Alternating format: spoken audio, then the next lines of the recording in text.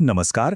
माहिती का, कधी-कधी ना खूप जुन्या गोष्टींमधून, काळाच्या पडद्याआड लपलेल्या ज्ञानातून आपल्याला आजच्या मोठ्या-मोठ्या प्रश्नांची उत्तरं मिळतात. आणि आज आपण असंच काहीतरी करणार आहोत. आपण थेट जाणार आहोत जून 1952च्या अखंड ज्योती मासिकाच्या पानांमध्ये आणि तिथून एक असा मौल्यवान खजिना बाहेर काढणार आहोत. चला तर मग या ज्ञानाच्या प्रकाशात स्वतःला उजळून घेऊया. आजच्या जगात म्हणजे या धावपळीच्या गोंगाटाच्या जगात खरी शांतता शोधणं किती अवघड झाले नाही का? सतत कसली तरी धावपळ, 24 तास माहितीचा भडीमार, अपेक्षांचं ओझं, या सगळ्यांमध्ये आपलं मन इतकं भरकटतं की नक्की जायचं कुठे हेच कळत नाही. आणि मग प्रश्न पडतो की या सगळ्यातून, या गोंधळातून मार्ग काढायचा तरी कसा? आणि या गोंधळाचं पहिलं मूळ आहे चिंता. हो, सततची चिंता. कामाचा ताण, भविष्यात काय होईल हा विचार, या सगळ्यामुळे आपलं मन सतत अस्वस्थ राहतं. एक बेचैनी कायम मनात घर करून बसते. आणि जिथे चिंता येते ना, तिथे पाठोपाठ येते शंका. मग आपण आपल्याच निर्णयांवर शंका घेऊ लागतो. मी जे करतोय ते बरोबर आहे का? हा मार्ग योग्य आहे का? आणि या विचारांच्या चक्रात कुठेतरी आपला आत्मविश्वासच हरवून जातो. बरं, या चिंता आणि शंकेच्या अगदी मुळाशी काय असतं माहितीये? तर ती असते भीती. अपयशी होण्याची भीती, पुढे काय होईल याची, त्या अज्ञात भविष्याची भीती.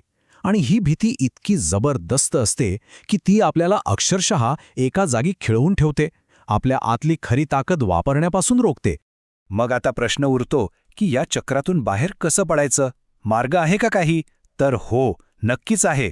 आणि आश्चर्य वाटेल, पण याचं उत्तर आपल्याला मिळतंय 70 वर्षांपूर्वीच्या एका अंकामध्ये. चला तर मग बघूया हा जुना ठेवा आपल्याला आज काय नवीन शिकवतोय.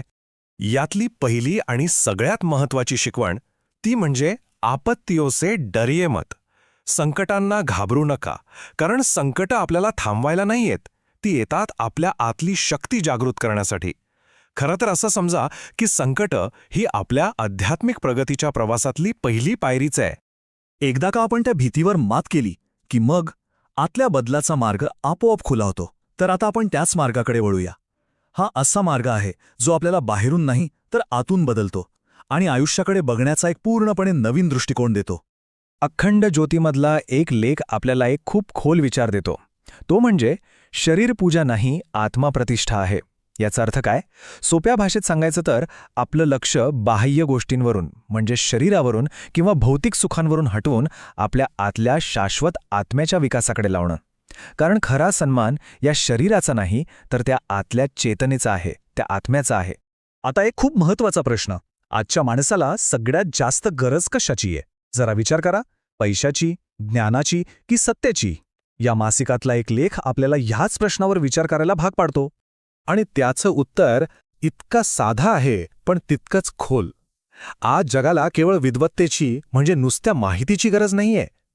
गरज आहे ती शुद्ध भावनेची, निस्वार्थ हेतूची. खरी प्रगती ही पुस्तकी ज्ञानाने नाही तर मनातल्या त्या शुद्ध भावनेने होते. बरं, मग या आत्मकल्याणापर्यंत पोचायचं कसं? त्याचा मार्ग काय? तर त्यासाठी काही सोप्या पायऱ्या सांगितल्यात. पहिली, संकटांना धैर्याने सामोरं जा. दुसरी, आत्म्याला प्राधान्य द्या. तिसरी, मनात शुद्ध भावना जोपासा.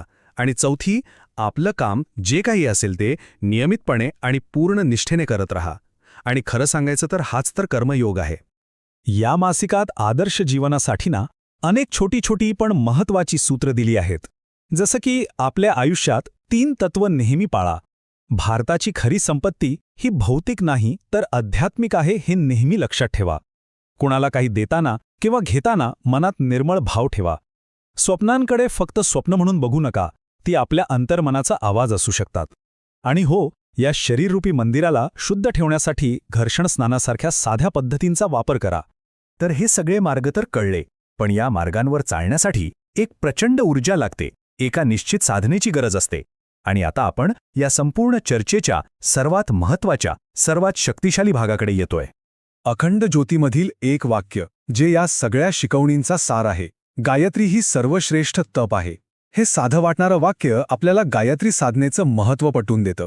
तप म्हणजे फक्त शरीराला कष्ट देणं नाही, तर तप म्हणजे आतून स्वतःला शुद्ध करण्याची एक प्रक्रिया. आणि गायत्री मंत्र हा त्या प्रक्रियेचा सर्वोच्च मार्ग मानला जातो.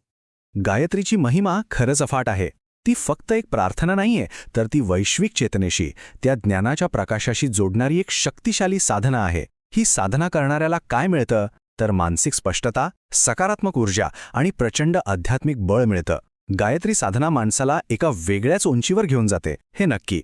तर मग या 70 वर्ष जुन्या खजिन्यातून आपण काय काय शिकलो? चला या सगळ्या ज्ञानाचा सार आता थोडक्यात पाहूया. आणि लक्षात ठेवा, हे ज्ञान तेव्हा जितका महत्त्वाचं होतं तितकंच किंबहुना त्याहून जास्त आज महत्त्वाचं आहे. हे काही महत्त्वाचे मुद्दे आहेत जे आपल्याला आतून शांत होण्याचा मार्ग दाखवतात. पहिलं, संकट ही अडथळे नाहीत, परीक्षा आहेत. दुसरं, आत्म्याचा विकास हे जीवनाचं खरं ध्येय आहे. तिसरं, पुस्तकी ज्ञानापेक्षा शुद्ध भावना हीच खरी शक्ती आहे.